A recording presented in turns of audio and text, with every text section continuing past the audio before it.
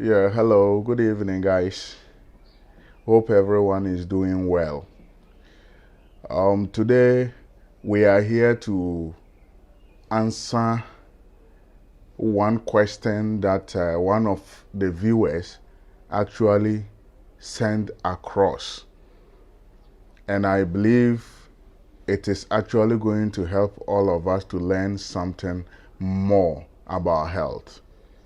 And the question was, why do some people get healed and others do not get healing? But this question is a very controversial question, but very powerful. And if you understand this question well and get the answer very well, it will help you to understand so many things about yourself. Now, in my many years of practice in the health field, I have come to realize that healing or cure of patients is solely the responsibility of patients, since our bodies have their own healing power which is within us. Regardless of the healing act that one may choose, the success of patient's healing depends mainly on the patient's psychological condition and the degree of trust he will have for the doctor who is treating him or her. There is no magical formula or mystical method to enforce true healing, even when the best medications are prescribed for the patient, unless certain conditions are met or the patient allow the healing to take place. Among such factors are: 1. Before you can be healed, you must first accept or be ready to accept the outcome of your diagnosis.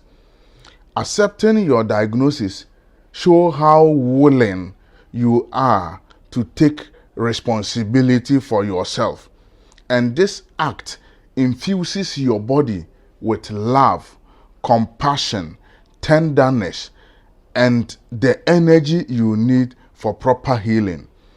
By accepting your diagnosis, you liberate yourself from your fears and insecurity, and this helps you to understand the true reason behind your illness. But when a patient denies his or her diagnosis, it brings fear and depression. This mostly happens when the patient have heard or seen a friend or a family member die from the same condition he or she is being diagnosed of.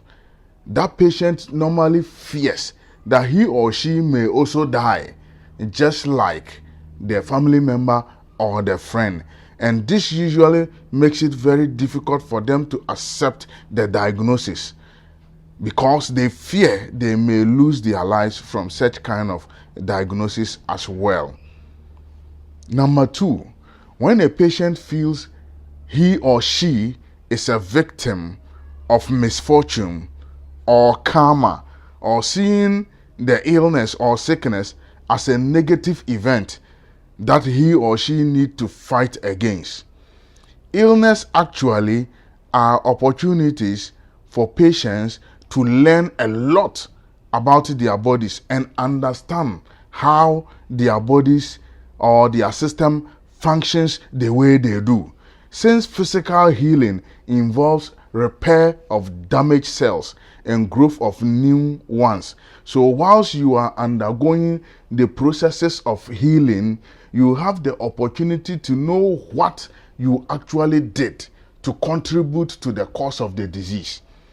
Remaining positive and peaceful whilst you are sick allows your own healing ability to get involved in healing the body, and this can become your personal guide for a new lesson about your body that you never actually knew.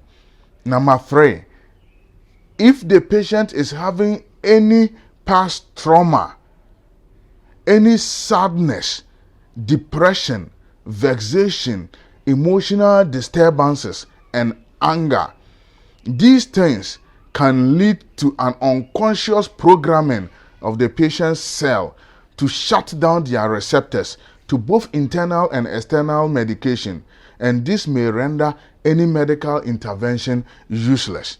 In most cases, medications really do not work the magic.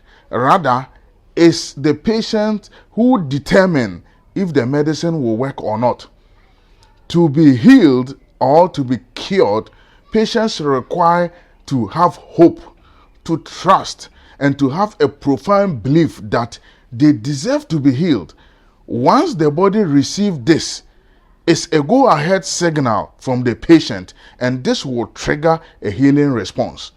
And sometimes the level of the trust and belief the patient may have on the medication he or she is given is also another triggering factor which will actually trigger a wide range of healing responses to help the patient to actually heal from his or her conditions. The next one, having the determination to be healed.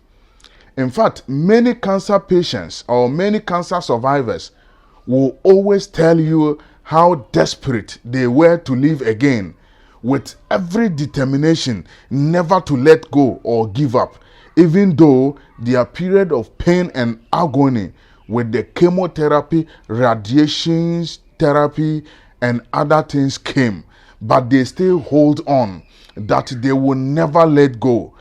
They will actually be able to tell you that their determination was a very big key to their survival. When someone is a fighter and determined never to go, even though he or she may be afraid deep within, but their determination alone will trigger the willingness to adhere to instructions on medications, on food, and other things, which will lead to them finally succeeding in healing themselves of their conditions. The next one, when a patient is relaxed and patiently ready to go through all processes leading him or her to getting healed. Many a times, patients may be in a hurry to get rid of the sicknesses that they have, and this attitude towards healing processes may trigger anger, emotional upset, which is a negative emotion for healing, and it may prevent healing or delay the processes of healing. The idea of you wanting to always know why your system acts the way it does, either in a positive or a negative way, is not a theoretical concept, but a practical way of life, which always leads you to know something new or different about yourself.